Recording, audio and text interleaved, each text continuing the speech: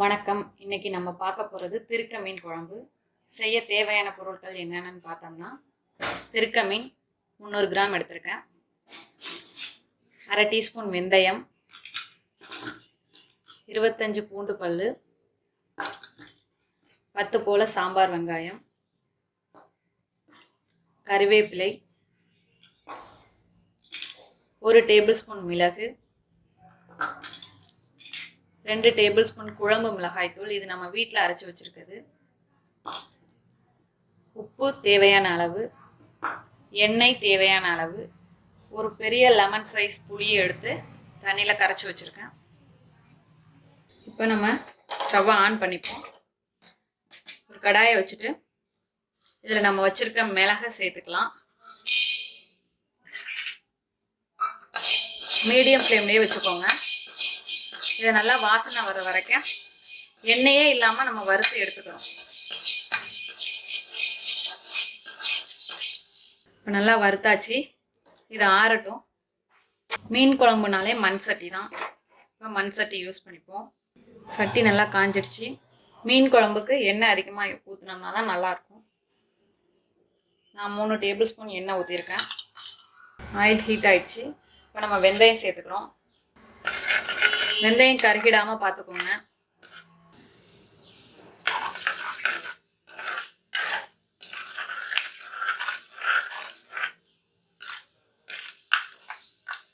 வெந்தயம் நல்லா பொரிஞ்சு வரட்டும்.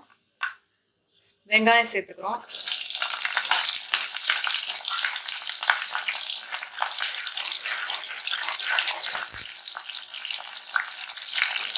மீடியம் ஃப்ளேம்லேயே வச்சுருக்கேன்.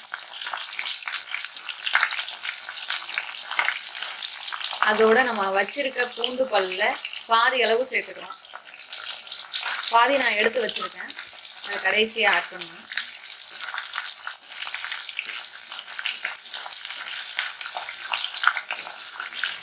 கருவேப்பிலை ஆட் பண்ணிக்கிறோம்.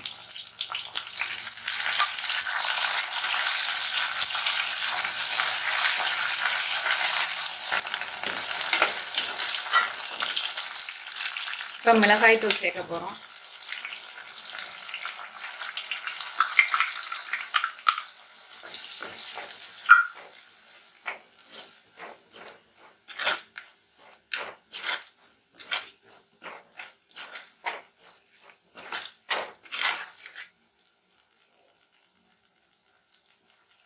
இப்போ புளி தண்ணி,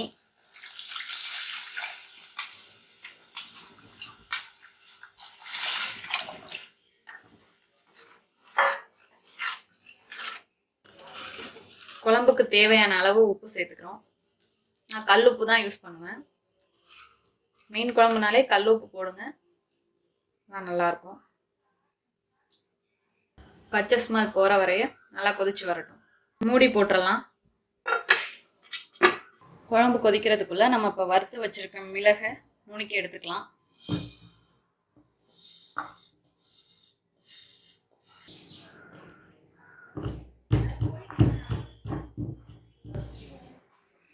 ரொம்ப பவுடராக நுணுக்காம இந்த மாதிரி முக்கால் பாதான் நுணுக்கி எடுத்துக்கோங்க. நுணுக்கிட்டு நம்ம மீதம் வச்சிருக்க பூண்டு பல்ல சேர்த்து நுணுக்க போகிறோம். பாருங்க, இந்த அளவுக்கு எடுத்து வச்சுக்கோங்க.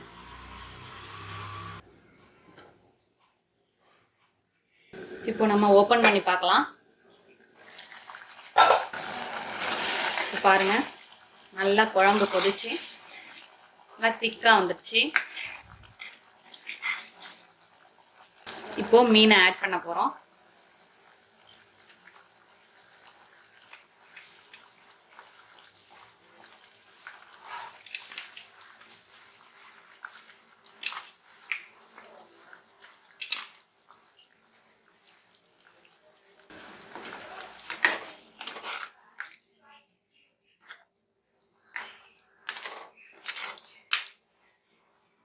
இந்த திருக்க மீன் அவ்வளோ நல்லது, தாய்ப்பால் கொடுக்குறவங்களுக்கு நல்லதுன்னு சொல்கிறதுனால தான் இந்த வீடியோவே முதல்ல போடுறது.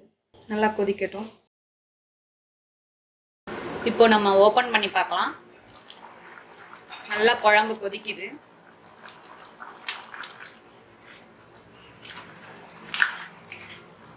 ஒரு 2 நிமிஷம் கொதிக்கட்டும்.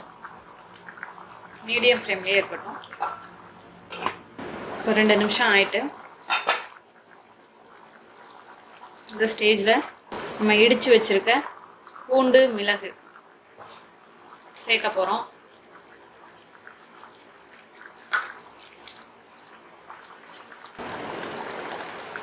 கொஞ்சமாக கருவேப்பிலை சேர்த்துட்டு மூடிட்டு ஸ்டவ்வை ஆஃப் பண்ணப்போம். இப்போ நம்ம ஓப்பன் பண்ணி பார்ப்போம். ஒரு 5 மினிட்ஸ் கழித்து அதை எதுக்கு மூடி வைக்கிறோம்னா அப்புறம் தான் ஓப்பன் பண்ணணும். அப்போ அந்த பூண்டு மிளகு நுணுக்கி போட்ட ஸ்மெல்லு வந்து கலந்து அது ஒரு வாசனையாக இருக்கும். இங்கே குழம்ப எடுத்து காட்டுறேன் பாருங்கள் எப்படி வந்திருக்குன்னு.